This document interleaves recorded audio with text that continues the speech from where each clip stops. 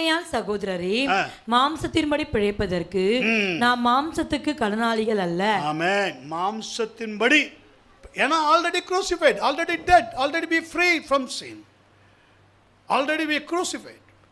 இந்த டெய்லி ப்ராசஸில் இது இருக்கணும், டெய்லி ப்ராசஸில் இருக்கணும். காலையில் எழுந்திரிச்ச உடனே ஜபத்தில் நீங்கள் ஸ்தோத்திரம் பண்ணி எல்லாம் முடித்த உடனே ஃபஸ்ட்டு நீங்கள் உங்கள் இன்னைக்கு பிசாசு கொண்டு வர்ற எல்லாவற்றையும் சிலுவையில் ஆணி அடிக்கிற ஆண்டவரே, ஆணி அடிக்க எனக்கு உதவி செய்யுங்க ஆவியானவரே, என் கூட வாங்க, என்னை நடத்துங்க, எந்த கண்ணிலையும் எந்த மாறுபாடுலையும் நான் சிக்கிக்கொள்ளக்கூடாது.